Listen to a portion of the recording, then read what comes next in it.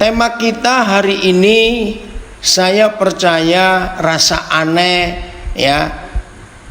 Kok bisa begitu ya? Mendustai Tuhan. Ya, temanya unik bukan? Mendustai Tuhan. Ya pasti semua kita itu berpikir, masa sih Tuhan bisa didustai? Ayo, betul tidak? Pasti kita mikir, masa Tuhan bisa didustai? Ya sebetulnya sih ngapain dustai Tuhan? Dia Maha tahu.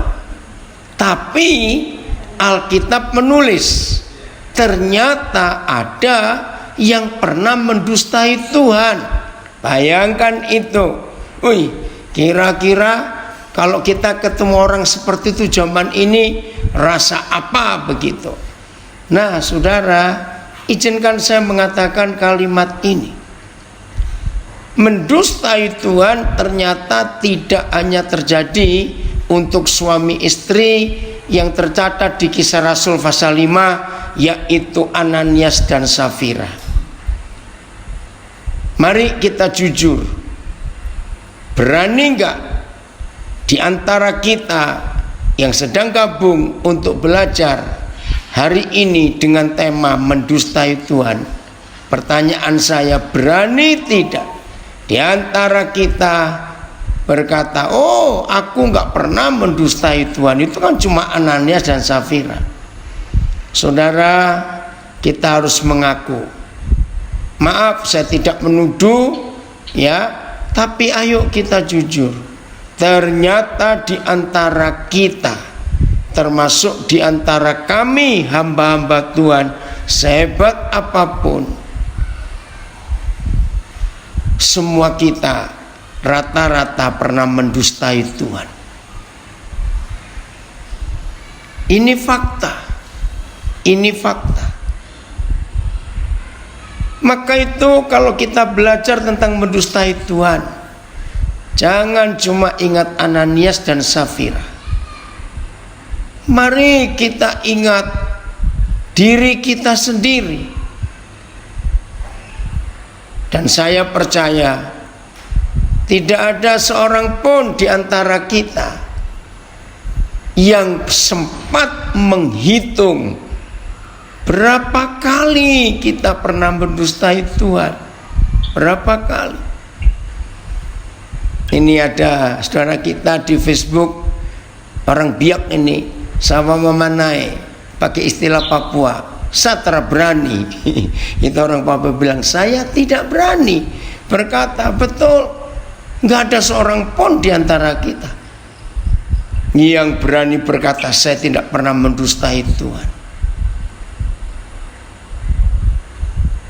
Nah, kalau kita untuk apa kita belajar? Ternyata semua kita pernah mendustai Tuhan. Justru kita belajar untuk mengambil sikap yang benar di hadapan Tuhan. Saudara, bayangkan kurang ajarnya manusia ini terhadap Tuhan yang Maha Tahu. Kita berani berdusta. Ya. Hanya orang sombong yang berkata, oh aku sih nggak pernah mendustai Tuhan. Orang baik-baik kok. Aku aja tidak pernah nyakitin orang. Wih, keren. Nah, justru orang yang ngomong seperti itu, dia sedang mendustai Tuhan. Mana ada orang nggak pernah salah? Nah, itu orang sombong yang Tuhan paling tidak suka. Maka itu satu-satunya sikap yang tertulis di Alkitab, ditentang. Tolong catat, ditentang. Bukan cuma tidak disukai, ditentang oleh Tuhan. Yakobus 4 ayat 7, lihat, yaitu orang congkak. Ada yang komen di Facebook, seandainya tiap dusta kita dijatuhi hukuman, mungkin saya sudah mati dari dulu. Setuju? Nah, dari pernyataan ini, pasti ada di antara kita yang berkata, iya ya, kenapa aku sudah berkali-kali mendustai Tuhan kok nggak mati seperti Ananias dan Safira? Saudara, jawabannya sederhana. Mengapa di gereja mula-mula, yaitu gereja Kisah Para Rasul, ada peristiwa yang begitu tragis sampai mati Ananias dan Safira? Nanti kita akan baca kisah itu. Lalu pertanyaannya, nah mengapa cuma terjadi sekali pada waktu itu dan tidak terjadi lagi? Nah, jawabannya di sini. Semua anak-anaknya harus diberi ketegasan dan disiplin. Saya ulangi, setiap anak harus diberi ketegasan dan disiplin karena masih anak-anak. Bayangkan contoh, kalau anak-anak melihat itu racun dan kita orang tua tidak bicara itu racun tapi itu sirup, bayangkan terjadi apa dengan anak itu. Maka itu gereja yang mula-mula harus didisiplin oleh Bapa di surga karena masih anak-anak baru lahir. Karena Kisah Rasul 2 itu kelahiran gereja, nah tidak diketahui waktunya. Dari Kisah Rasul 2 ke Kisah Rasul 5 itu berapa bulan, berapa saat kita tidak tahu. Mungkin ada yang pernah nyelidiki dan tahu. Puji Tuhan, beritahukan, saya mau belajar. Jadi Tuhan harus mendisiplin. Nah, tapi kenapa sekarang tidak lagi? Nah, sekarang coba saudara bayangkan. Kalau kita sudah punya anak, umurnya 21 tahun, masa anak seusia itu harus diberitahu, jangan pegang, itu api itu. Awas, nanti kamu kesetrum, ada aliran listrik di situ. Aduh, awas tuh, ada lubang di situ. Coba dengarkan. Pantas nggak kalau anak sudah umur 21 tahun masih harus didisiplin dan diberitahu apa itu yang bahaya dan apa itu yang tidak? Nah, mudah-mudahan dengan ilustrasi ini semua kita sadar mengapa setelah Kisah Rasul pasal 5 sampai hari ini pendustaan kepada Tuhan banyak terjadi di dalam gereja. Orang nggak ada yang mati. Bahkan saudara, ngeri. Di beberapa gereja pernah terjadi yang dipilih untuk menghitung uang persembahan. Ini berapa kali loh di berapa gereja yang saya tahu. Tim pengurus yang dibentuk untuk menghitung persembahan berani mengambil uang yang dihitung. Bayangkan di dalam gereja. Oh, ini lanjut yang di Facebook. Berarti sekarang kita sudah dianggap dewasa kah? Tapi Tuhan, kami masih perlu bimbinganmu. Oh, kalau bimbingan pasti Roh Kudus itu yang membimbing kita. Tapi dalam soal kedewasaan kita harus menentukan, menetapkan, memutuskan, menilai sendiri. Itu tergantung kita.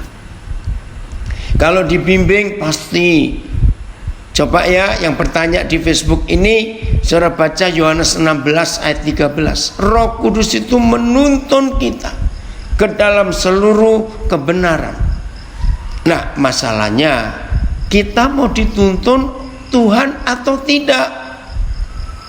Contoh ya, semua kita hafal, hampir semua kita hafal lagu pujian him atau pujian klasik dalam gereja.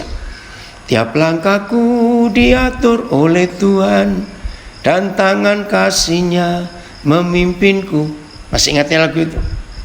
Nah, Tuhan dari dulu mau menuntun langkah kita, mau menggandeng tangan kita. Itu nggak perlu kita ragukan. Masalahnya sekarang pada kitanya mau nggak dituntun, mau nggak ditunjukkan jalan, mau nggak langkah kita diatur. Betul? Jadi masalahnya pada kita, bukan pada Tuhan. Ini dia 16 ayat 13-an. Ya. Dari ayat ini Yohanes 16 ayat 13 kita belajar. Puji Tuhan saudara yang dari mana-mana gabung di sini. Hei Sanwi, puji Tuhan dari Balikpapan, salam kenal juga. Ya. Ayat 13-an bukan 17. Oke. Dengar ya, Yohanes 16 ayat 13. Tetapi apabila ia datang, yaitu Roh kebenaran, ia akan memimpin kamu ke dalam seluruh kebenaran, memimpin kita ke dalam seluruh kebenaran, sebab ia tidak akan berkata-kata dari dirinya sendiri, tetapi segala sesuatu yang didengarnya itulah yang akan dikatakannya, dan ia akan memberitakan kepadamu hal-hal yang akan datang. Jadi Roh Kudus itu yang diberi tugas oleh Bapa di surga untuk menuntun gereja, menuntun kita murid-muridnya, membimbing kita, anak-anak Bapa, masuk ke dalam seluruh kebenaran. Perhatikan, seluruh kebenaran. Kalau ada kalimat seluruh kebenaran, berarti ada sebagian kebenaran. Dan memang ada. Apa itu sebagian kebenaran? Maafkan saya, tapi saya harus tegas. Yang disebut segala kebenaran, itulah firman Tuhan yang utuh, murni. Yang disebut sebagian kebenaran, itulah doktrin. Nah, ini bedanya. Maka itu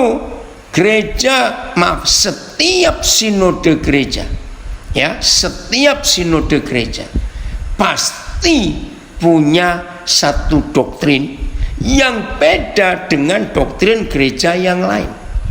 Nah, itu sebagian kebenaran. Apa buktinya bahwa doktrin bukan seluruh kebenaran? Yang disebut seluruh kebenaran hanya Alkitab murni yang dituntun kita yang belajar oleh Roh Kudus. Yohanes 16 ayat 13. Ini buktinya. Seluruh kebenaran itu pasti mempersatukan, membuat orang hidup dalam damai, saling mengasihi. Sebagian kebenaran itulah doktrin, ya, yang memisahkan dan memecah belah, karena masing-masing sinode pegang satu doktrin dan berkata ini yang paling benar, berarti yang lain salah. Maka itu nggak ada kesatuan ketika kita bicara doktrin. Nggak usah jauh-jauh, satu sinode saja, tapi terdiri dari banyak jemaat-jemaat, itu saja bisa satu sinode loh. Nggak usah kaget. Itu namanya sebagian kebenaran. Jadi kalau kita mau hidup dipimpin oleh Roh Kudus, dibimbing oleh Roh Kudus, maka kita akan hidup dalam seluruh kebenaran. Baik, kita sekarang baca tentang mendustai Tuhan. Kisah Rasul pasal 5, ya. Dengan cepat saya akan membacanya mulai ayat 1. Kisah Rasul pasal 5 mulai ayat 1. Ya, satu terjemahan. Oke. Ananias dan Safira. Ada seorang lain yang bernama Ananias. Ia beserta istrinya Safira menjual sebidang tanah. Dengan setahu istrinya, ia menahan sebagian dari hasil penjualan itu dan sebagian lain dibawa dan diletakkannya di depan kaki rasul-rasul. Tetapi Petrus berkata, Ananias, mengapa hatimu dikuasai iblis? Ngeri sekali. Nah, saudara, kembali ke ayat 3. Mengapa hatimu dikuasai iblis? Kisah Rasul 5. Ini berbahaya sekali. Saya mau ganti kata ini, tapi ini jelas karena Tuhan Yesus yang berkata.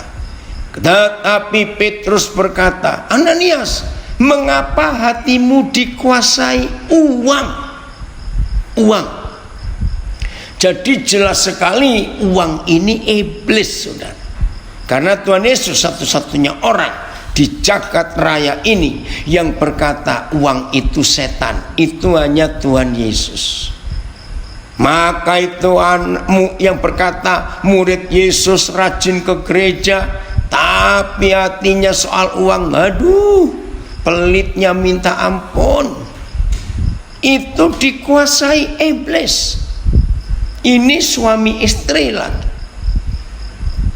Nah, terus sehingga engkau mendustai Roh Kudus dan menahan sebagian dari hasil penjualan tanah itu. Saudara, kita lihat ayat 4. Padahal Petrus kan nggak tahu kalau suami istri itu mendustai Tuhan. Tapi karena Petrus dikuasai Roh Kudus, jadi dia tahu. Lihat ayat 4. Selama tanah itu tidak dijual, bukankah itu tetap kepunyaanmu? Dan setelah dijual, bukankah hasilnya itu tetap di dalam kuasamu? Pelan-pelan ya. Sebelum dijual tetap milikmu. Setelah dijual pun tetap di dalam kuasamu. Saya suka memperhatikan kalimat ini. Ini yang Tuhan maksud dalam hidup kita. Mengapa orang kaya susah masuk surga? Saya mau jawab lewat Kisah Rasul 5 ayat 4. Yang Tuhan mau kita menguasai uang. Maka itu Petrus berkata, bukankah selama belum dijual dan sudah dijual, uang itu dalam kuasamu? Saudara, ini definisi orang pelit. Paling gampang. Balik saja. Murid Yesus, hamba Tuhan yang tidak bisa menguasai uang, berarti dia dikuasai uang. Saya ulangi lagi ayat 4 ini luar biasa. Selama tanah itu tidak dijual, bukankah itu tetap kepunyaanmu? Sekarang gak usah bilang tanah, ya. Harta yang ada di rekening saudara, harta yang ada di safety box bank-bank yang saudara percayai. Saya nggak tahu saudara punya tabungan di berapa bank. Itu masih di dalam kuasa pemiliknya. Ya, jadi ini arti ayat 4. Terserah. Nah, orang pelit itu dibalik. Bukan dia menguasai uang, tapi uang menguasai orang itu. Buktinya apa? Buktinya dia terlalu kuat pegang. Susah untuk berbagi, susah untuk mengeluarkan. Orang kaya yang susah masuk surga karena selalu melihat angka saldonya. Luar biasa. Terus ya, mengapa engkau merencanakan perbuatan itu dalam hatimu? Engkau bukan mendustai manusia, tetapi mendustai Tuhan. Betul. Ricky dari Bogor komen, banyak trik-trik licik Betul, orang yang dikuasai uang licik hidupnya karena dia mempertahankan uang itu. Oke, sebelum kita lanjut, kita harus tahu, loh, peraturan dari mana orang yang punya tanah harus dijual?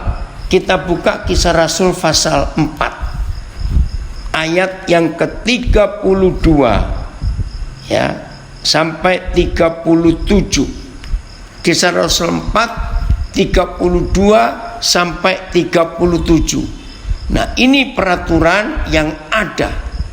Oke. Kisah Rasul 4 32 sampai 37. Perhatikan judulnya, indah, cara hidup gereja. Ya, cara hidup. Nah, kalau ini cara hidup berarti peraturan hidup di dalam jemaat.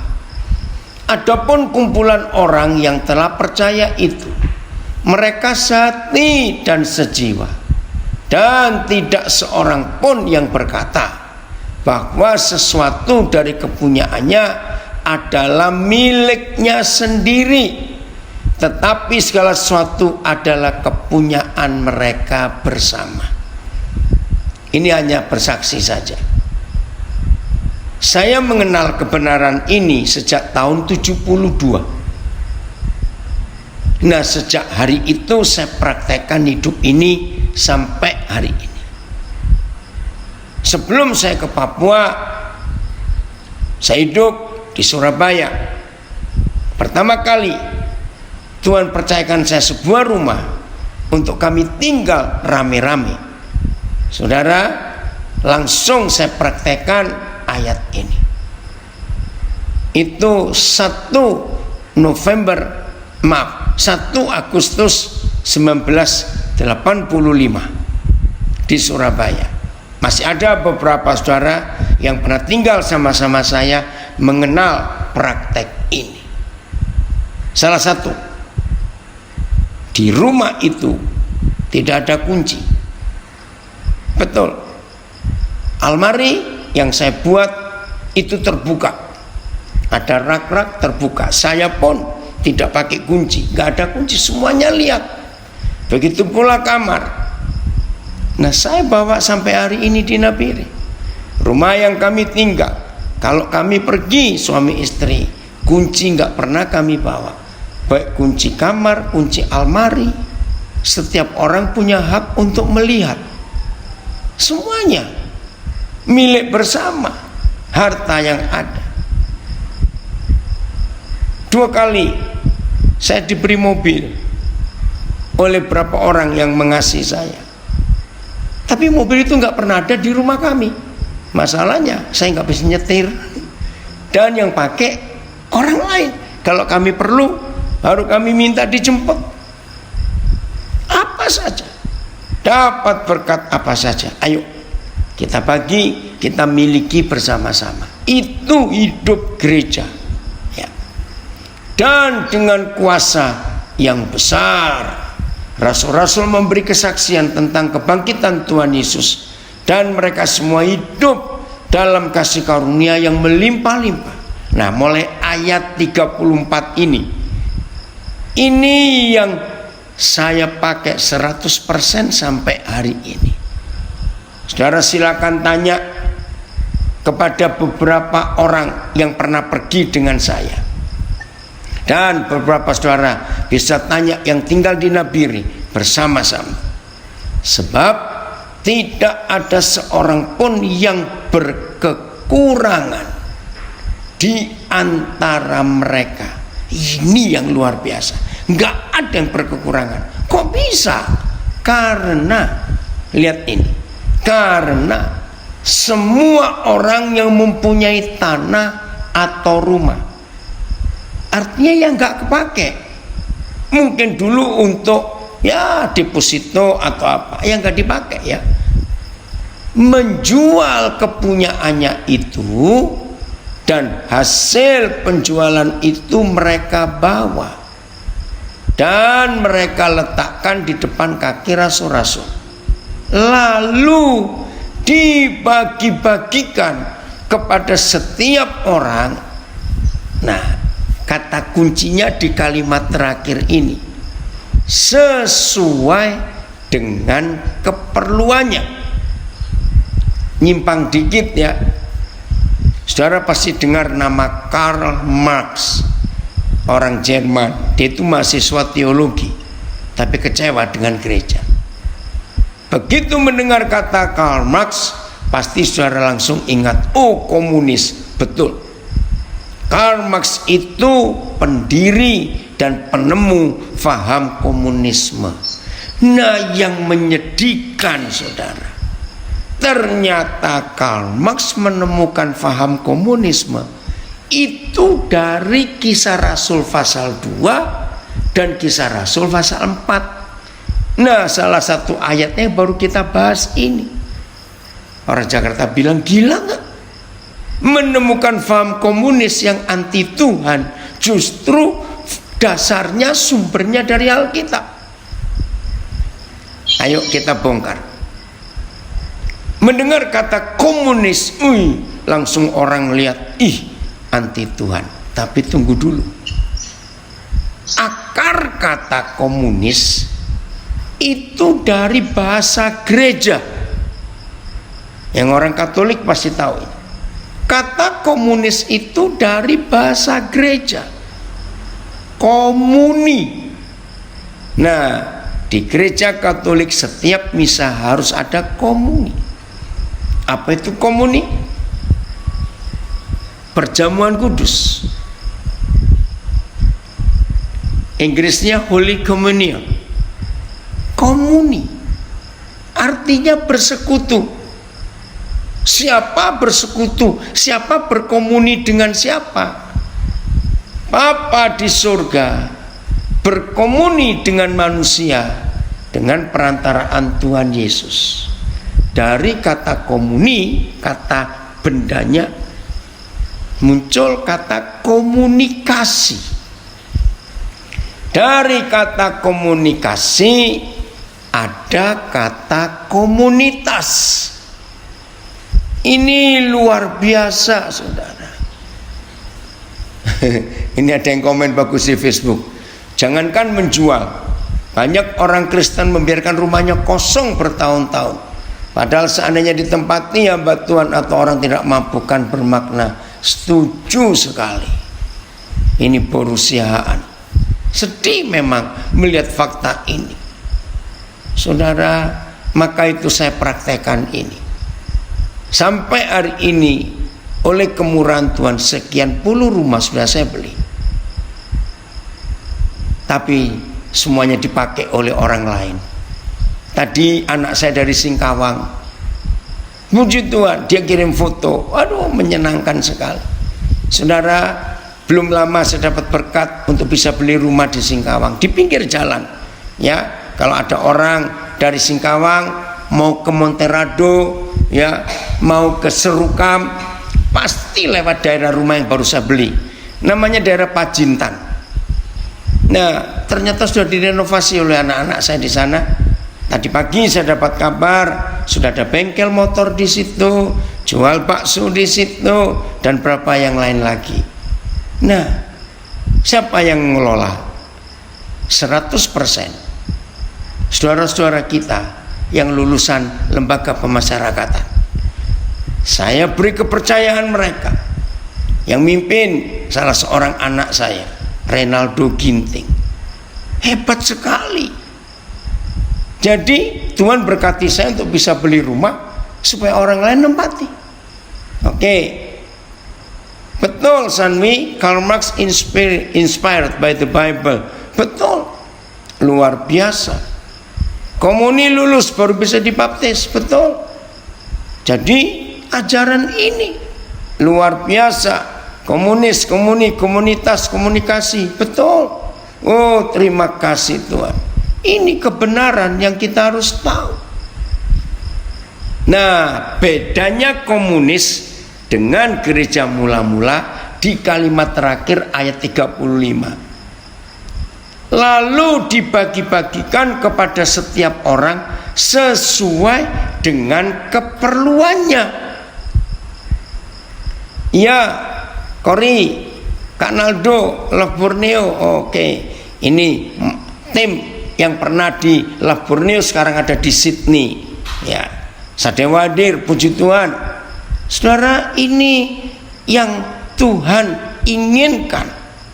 Nah, bedanya dengan komunis, baginya rata. Tapi yang Tuhan ajarkan tidak sesuai dengan keperluan. Misalnya begini, Rara, kamu ikut juga nonton Opa. Ini cucu saya hadir lagi.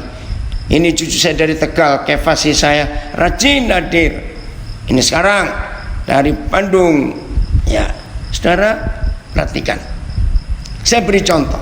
Misalnya sekarang kita ini sedang punya komunitas 30 orang misalnya. Enggak tahu bagaimana ada salah seorang di antara kita yang baru jual sesuatu dan diserahkan ya pada komunitas. Uangnya 30 juta. Ya, uangnya 30 juta. Kalau komunis maka masing-masing dapat 1 juta. Karena 30 orang dari 30 juta. Tapi kalau Alkitab tidak, itu apa yang Alkitab buat? Dari 30 orang ini akan dilihat, diteliti yang paling butuh siapa dan butuhnya berapa. Nah, seandainya di komunitas yang 30 orang itu ada 6 orang yang sedang tidak perlu uang, maka yang 6 orang ini nggak dapat dari yang 30 juta itu. Ini yang tercatat. Ya, saya ulangi lagi, dibagi-bagikan kepada setiap orang sesuai dengan keperluannya. Jadi nggak sama rata. Oh, luar biasa ini yang kita harus kerjakan di akhir zaman ini. Terus ayat 36. Demikian pula dengan Yusuf yang oleh rasul-rasul disebut Barnabas, artinya anak penghiburan, seorang Lewi dari Siprus. Ia menjual ladang miliknya, lalu membawa uangnya itu dan meletakkannya di depan kaki rasul-rasul. Nah, ini yang dilihat oleh Ananias dan Safira karena peraturan itu. Jadi para rasul tidak memaksa, tergantung. Betul, membagi hasil cara dunia dengan cara Alkitab sangat jauh sekali prinsip dan caranya. Betul, sangat diberkati dengan siaran ini. No, ada yang komen, ya salah satu rumah di Gorontalo saya papi beli menampung orang-orang yang membutuhkan tempat tinggal. Jadi ini, kamu Mariani, ya ini dia. Termasuk kami. Terima kasih sudah menjadi selalu berkat, Tuhan Yesus memberkati senantiasa. Dan saudara, semua rumah yang Tuhan percayakan lewat saya, nggak ada satupun yang dikontrakan atau disewakan, tidak. Semuanya dipakai untuk kemuliaan Tuhan. Karena prinsip ini yang kita harus tahu. Ya. Jadi Alkitab ini harus kita ikuti dan hasilnya luar biasa. Oke? Nah, saya kembalikan. Jadi Ananias dan Safira itu enggak dipaksa. Semua menurut kerelaannya. Saya balik sedikit kepada Karl Marx.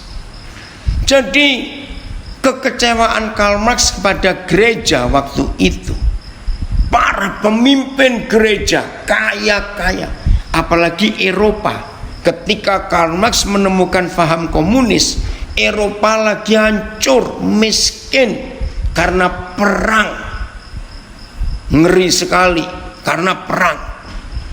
Tapi di dalam gereja emasnya banyak untuk upacara, untuk liturgi. Wih, kekayaan gereja. Pemimpin-pemimpin duduk di mimbar-mimbar emas. Lalu Karl Marx berteriak, "Hei, para pemimpin gereja, berkomunilah kamu dengan jemaat yang miskin dan susah. Itu teriakan Karl Marx, berkomunilah, berkomunikasilah seperti Tuhan yang mau jadi manusia. Kenapa kamu duduk di takhta-takhtamu? Yang kaya itu, saudara, selama pandemik ini, pendeta-pendeta miliarder itu pasti income-nya berkurang. Betul? Maaf saya berkata. Seharusnya sekarang muncul Karl Marx akhir zaman yang berteriak kepada pendeta-pendeta kaya, punya rumah di Amerika, di Singapura, di Australia, uang persembahan jemaat. Saudara, Karl Marx harus muncul meneriakkan ini. Maka itu gereja harus bertobat kembali kepada kebenaran ini untuk berbagi. Jadi Ananias nggak dipaksa, itu sukarela. Maka itu Tuhan marah.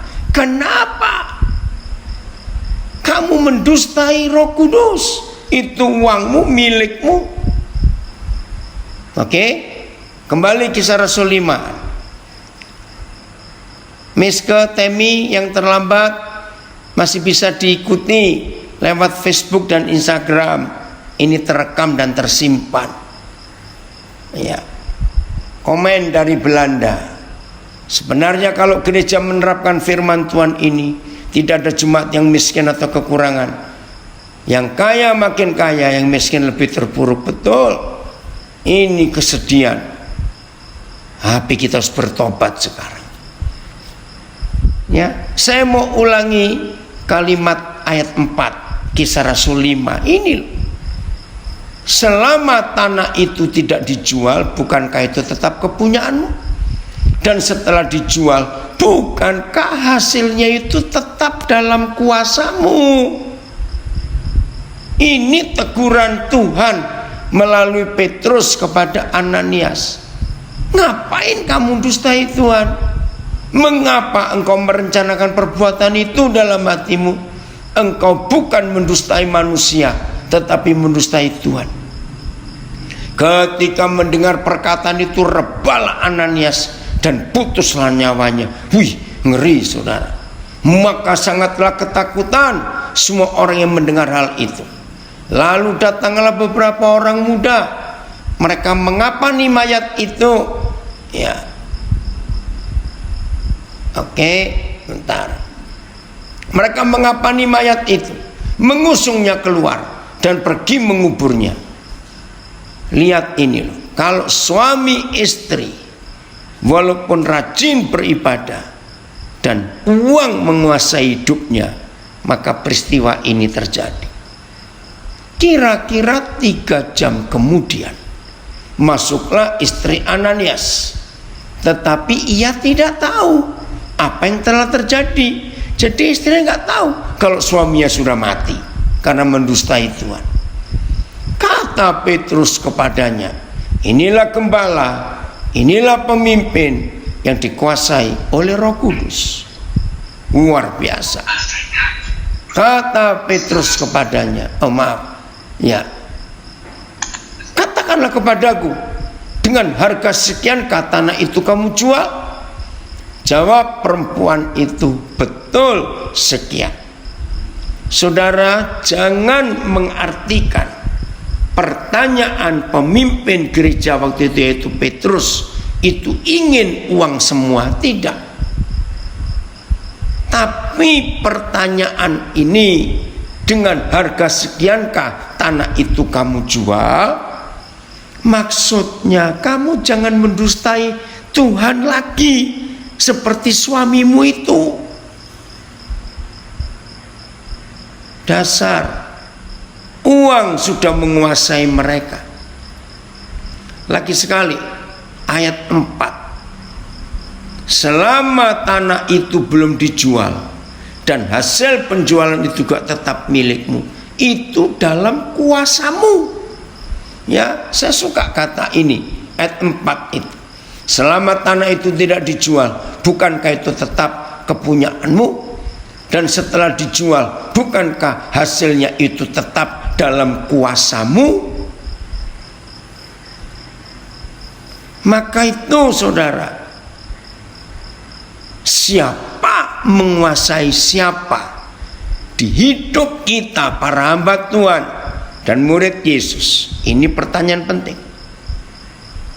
Terpujilah Tuhan kalau kita yang menguasai setan itu, bukan setan itu menguasai kita. Ada komen, ntar ya, ada malah hamba Tuhan terima bansos yang tidak tepat sasaran dari pemerintah, tapi tidak mau membagikannya pada yang kurang mampu. Jahat sekali. Malah orang yang dikatakan orang dunia malah ada yang melimpahkannya. Oh, ampuni Tuhan. Ya.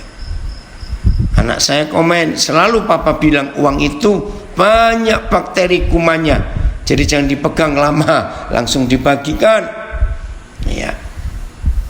Kalau dengar khotbah ini kok merasa makin jauh, gereja saat ini sudah berbelok dari track firman Tuhan. Betul. Maka itu perlu Karl Marx akhir zaman untuk menyuarakan ini. Konspirasi, betul. Ya. Oke, kita lanjut. Ayat 9. Betul sekian, kata Safira. Lalu kata Petrus, mengapa kamu berdua bersepakat untuk mencobai roh Tuhan? Lihatlah, orang-orang yang baru mengubur suamimu masih berdiri di depan pintu, dan mereka akan mengusung engkau juga keluar. Ngeri sekali. Lalu rebalah perempuan itu seketika itu juga di depan kaki Petrus, dan putuslah nyawanya. Ketika orang-orang muda itu masuk, mereka mendapati dia sudah mati. Lalu mereka mengusungnya keluar dan menguburnya di samping suaminya. Maka sangat ketakutanlah seluruh jemaat dan semua orang yang mendengar hal itu. Saudara, ayo hari ini kita mikirkan itu. Ini salah seorang anak saya gabung di Facebook. Tadi pagi dia telepon saya. Saudara, pelayanan kami di Nabire terus Tuhan perluas banyak. Nah, ini anak saya ini telepon tadi pagi. Ada lagi sebidang tanah yang dijual di Nabire. Ya, kami perlu untuk perluasan pelayanan. Nah, terus saya bilang, kamu yang nego, tanya bagaimana dengan urusan bank nanti, itu perlu untuk perkembangan pelayanan ke depan ini. Ya, saudara, mari kita belajar menjadi gereja kisah para rasul, gereja yang jadi berkat buat dunia ini. Jadi kehadiran kita itu harus menjadi wakil Tuhan. Apa itu gereja? Kalau gereja bisa kembali ke prinsip gereja kisah Rasul 2 dan kisah Rasul 4, wih, gereja ini luar biasa. Coba saya baca dulu yang pasal 2-nya ya. Pasal 2-an mulai ayat 32, kisah Rasul 2, mulai 41 sampai 47. Lihat judulnya, kisah Rasul 2 41. Nah, cara hidup jemaat yang pertama. Jadi seharusnya semua gereja begini. Ya. Jadi semua gereja harusnya begini. Cara hidup jemaat yang pertama. Orang-orang yang menerima perkataan Petrus itu memberi diri dibaptis, Dan pada hari itu jumlah mereka bertambah kira-kira 3.000 jiwa. Mereka bertekun dalam pengajaran rasul-rasul dan dalam persekutuan, dan mereka selalu berkumpul untuk memecahkan roti dan berdoa, selalu berkumpul. Maka ketakutanlah mereka semua. Sedang rasul-rasul itu mengadakan banyak mujizat dan tanda. Nah, mulai ayat ini cara hidup mereka. Ayat yang ke-44. Dan semua orang yang telah menjadi percaya tetap bersatu, komunitas, dan segala kepunyaan mereka. Ini yang menarik. Puji Tuhan, saya bisa mengajarkan ini karena Roh Kudus membawa saya untuk melakukan. Di Facebook gabung teman lama saya yang dari tahun 80-an, Pak Wilfred Sianipar, ya, dengan dia kami satu kelompok tahun 70-an yang lalu belajar gereja yang mula-mula ini. Wilfred, terima kasih, Koden, kamu ada di sini, ya. Dan itu saya lakukan sampai hari ini. Ini tadi ada contoh ya, oke saya baca. Ini anak saya di Jambi, ya, Jambi. Tadi sore juga anak saya di Jambi ini telepon tentang tanah di sebelah. Kami sedang urusan notaris untuk satu lokasi lagi yang baru terbeli. Lain sedang nego lagi untuk yang berikut. Saudara, Tuhan berkati bisa beli, tapi saya nggak pakai. Semuanya untuk kemuliaan Tuhan. Makasih Miss untuk ingatkan ini, ya, saudara. Maka itu kalau kita mau mengerjakan ini, itu Tuhan dipermuliakan, ya. Saya ulangi ayat 44. Dan semua orang, Kisah Rasul 2, dan semua orang yang telah menjadi percaya tetap bersatu, dan segala kepunyaan mereka adalah kepunyaan bersama. Nggak ada yang milik pribadi, tidak ada. Itu dipakai semua untuk pekerjaan Tuhan. Dan selalu ada dari mereka yang menjual harta miliknya. Saya ulangi 45. Dan selalu ada dari mereka yang menjual harta miliknya, lalu membagi-bagikannya kepada semua orang sesuai dengan keperluan masing-masing. Jadi Kisah Rasul 2 dan Kisah Rasul 4 itu pola hidup gereja yang benar. Dengan bertekun dan dengan sehati, mereka berkumpul tiap-tiap hari dalam bait Tuhan. Mereka memecahkan roti di rumah masing-masing secara bergilir dan makan bersama-sama dengan gembira dan dengan tulus hati, sambil memuji Tuhan, dan mereka disukai semua orang. Dan tiap-tiap hari Yahweh menambah jumlah mereka dengan orang yang diselamatkan. Hebat sekali. Nah saudara, kalau gereja melakukan prinsip ini dan tidak mendustai Tuhan, uang itu di tangan kita kok, tergantung kita mau ngapain dengan uang itu. Maka itu saya mempraktekkan ini. Tahun ini tahun yang ke-49. Jadi hampir 49 tahun. Ya. Saya hidup dalam prinsip gereja mula-mula. Maka itu saya tidak pernah ingin, mimpi saja tidak, untuk bangun gereja yang organisasi. Dari Instagram ada juga teman lama saya, Pak Agus Endarsa. Wilfred gabung di Facebook, Pak Agus Endarsa gabung di Instagram. Ini saudara yang lama belajar dengan saya sejak tahun 70-an yang lalu. Puji Tuhan, sampai hari ini Tuhan masih beri kemampuan saya untuk praktekkan prinsip ini. Maka itu Tuhan berkati terus. Luar biasa Tuhan. Nah, saudara, jadi ini konsepnya. Lalu apa yang terjadi kalau gereja hidup seperti prinsip Kisah Rasul. Nah, kalau saya katakan harus pakai prinsip komunis ini, karena dari sini kata komunis itu muncul, komunikasi, komunitas. Wih, luar biasa saudara. Mari kita buka sekarang Wahyu 21 ayat 3. Wahyu 21 ayat 3. Sejak pandemi aku belajar dan pelan-pelan aku mau menjadi kemuliaan Tuhan. Wah, puji Tuhan. Saya nggak tahu siapa ini ya yang di Instagram. Oke. Ya. Wahyu 21 ayat 3. Lalu aku mendengar suara yang nyaring dari takhta itu berkata, lihatlah, kemah Tuhan, gereja Tuhan ada di tengah-tengah manusia. Dan ia akan diam. Tuhan akan diam bersama-sama dengan mereka. Mereka akan menjadi umatnya dan dia akan menjadi Tuhan mereka. Terjemahan yang lain.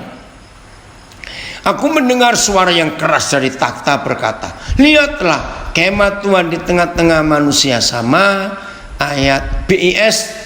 Lalu saya mendengar suara dari takhta itu berseru dengan keras, sekarang. Nah, ini ada beda.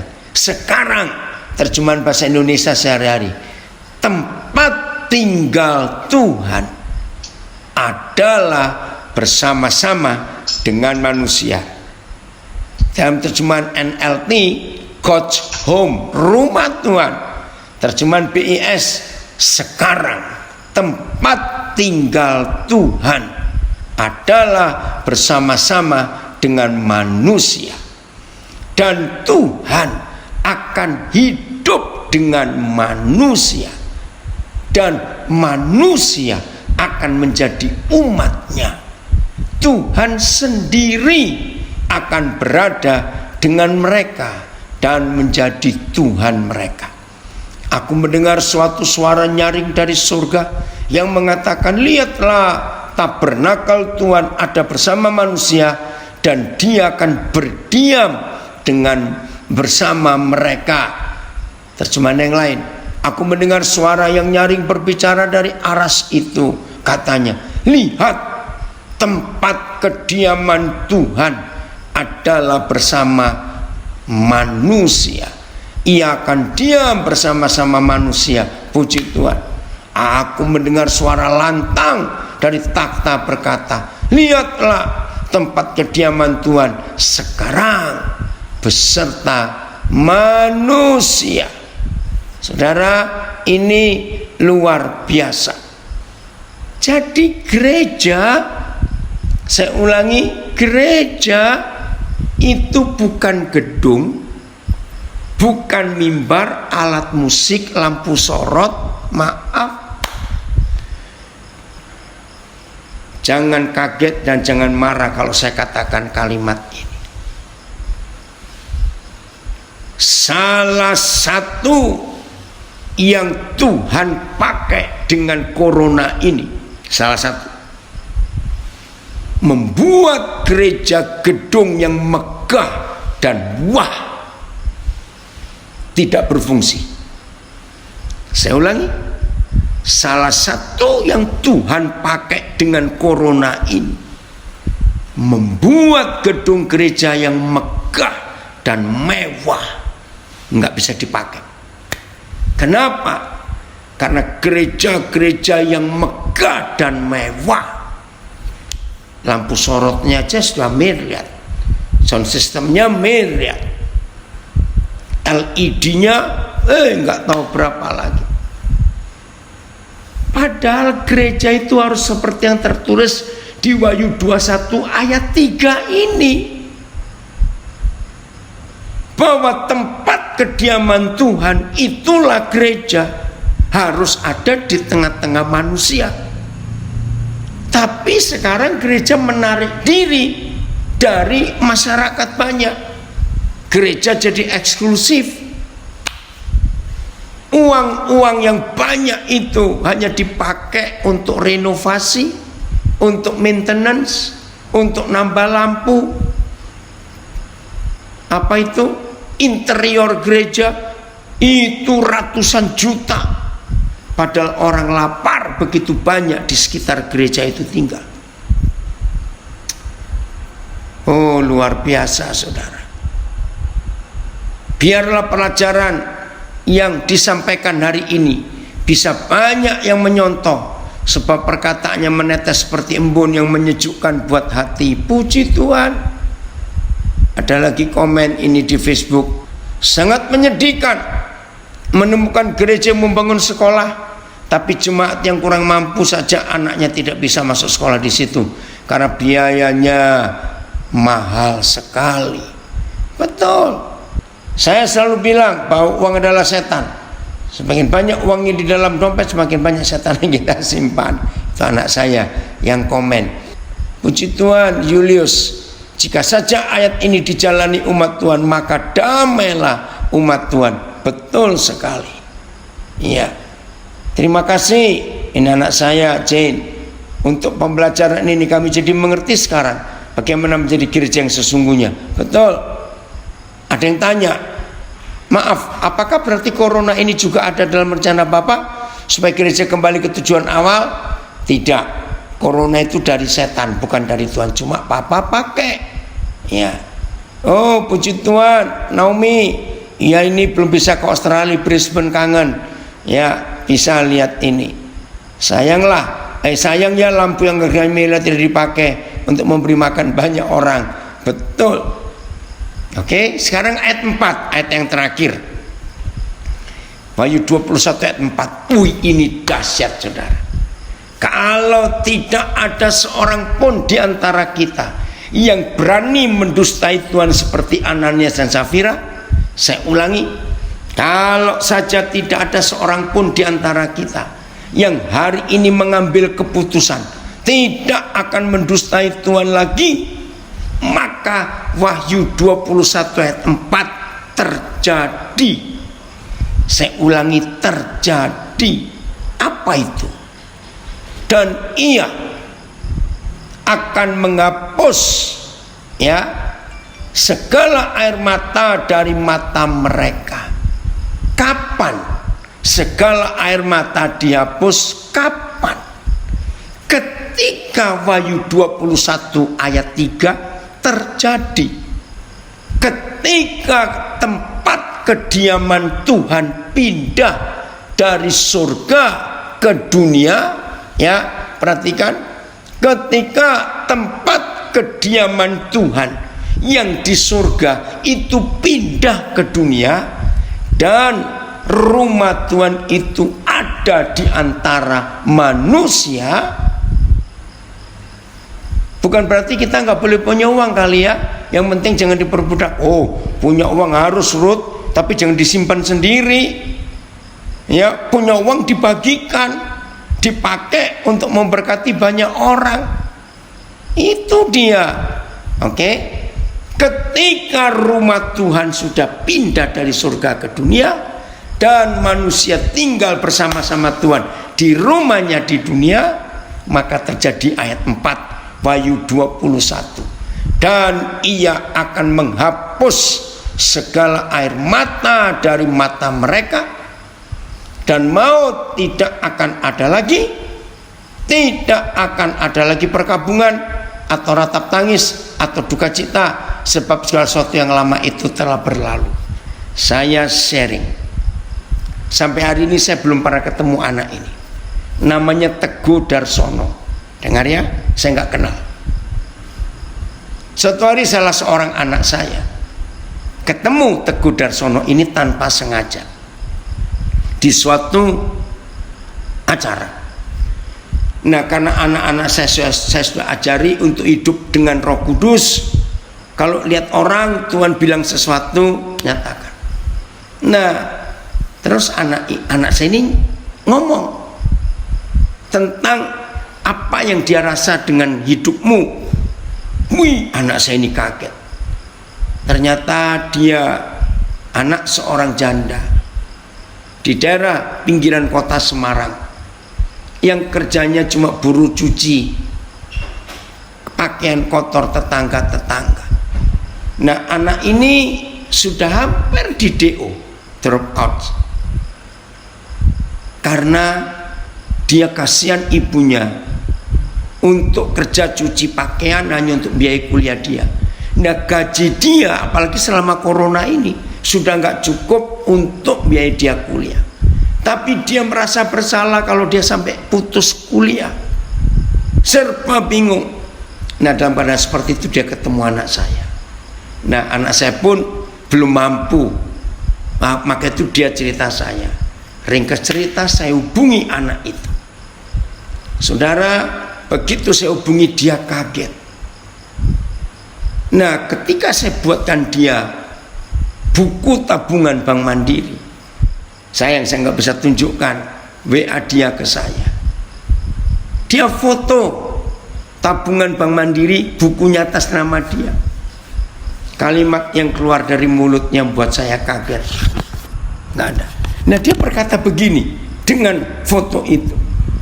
Hari ini saya dimanusiakan. Hah? Saya kaget.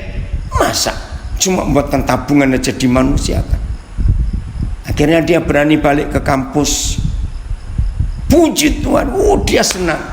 Masih dapat kesempatan. Asal terakhir tanggal 26 Januari ini dia harus bayar, dan awal Februari dia bisa lanjutkan untuk nyusun skripsinya. Saya nggak kenal dia, nggak ketemu orangnya sampai hari ini, hanya lewat WA saja. Saudara, inilah tugas gereja, menghapus air mata orang-orang yang tinggal di sekitar gereja itu. Jadi di mana ada gereja Tuhan di dunia, Wahyu 21 ayat 3, dan masing-masing anggota gereja berani menjual yang gak kepake, lalu dibagikan kepada semua orang yang memerlukannya sesuai dengan kebutuhannya. Dunia ini jadi seperti surga, saudara. Ini luar biasa. Maka itu ayo dalam hidup kita melakukan hal seperti ini. Saya masih ingat satu contoh lagi ya. Ini penting. 24 Desember ada orang mau ketemu saya di suatu tempat di Jakarta. Ternyata saya sudah sampai dengan anak saya. Ternyata dia terlambat. Nah, ya udah kalau gitu kami masuk, dia bilang 30 menit. Ya udah, dengan anak saya masuk ini ke sebuah mall. Tiba-tiba saya lihat suatu tempat kopi, jual kopi tapi yang pakai kapsul itu. Nah, saya ingat anak saya ada yang perlu, karena di kota dia tinggal nggak ada yang jual itu. Saya telepon, papa lagi di sini. Oh ya, tolong belikan yang ini. Saya masuk beli. Yang melayani Roh Kudus bicara, ini masalah kuliah lagi. Wih, dia kaget, saudara. Nah, sejak awal Januari dia mulai masuk kuliah lagi karena tertunda. Selama pandemik ini gaji dia kurang sampai hampir 70% karena toko sepi. Nah, itu contohnya dia nggak bisa menangis lagi karena dia bisa lanjutkan kuliahnya. Jadi mulai hari ini, saudara, jangan mendustai Tuhan. Kalau Tuhan berkati kita, ayo kita bagi. Belajarlah berkata cukup. Tuhan gak akan biarkan kita kekurangan. Jadi di mana ada gereja Tuhan, maka orang-orang di sekitar gereja itu gak bisa menangis lagi. Maka itu sejak tahun 70-an saya pertama kali tahu rahasia Wahyu 21. Ini saya punya keputusan. Kalau ada orang mati bunuh diri, maka yang patut dan wajib disalahkan adalah murid Yesus, orang Kristen yang paling dekat dengan rumah korban. Loh, kenapa? Karena selama korban itu hidup, dia nggak pernah tahu kalau di dekat rumahnya ada jalan keluar, ada pertolongan. Setuju ya? Ambil keputusan mulai hari ini, jangan mendustai Tuhan. Ayo, kalau kita punya berbagi, dunia membutuhkan kasih Tuhan. Enggak cuma kita berdoa. Ya, Guten Tag Caroline, ini anak saya dari Frankfurt, gabung. Tuhan Yesus memberkati kita semuanya. Ayo kita jadi pelaku firman.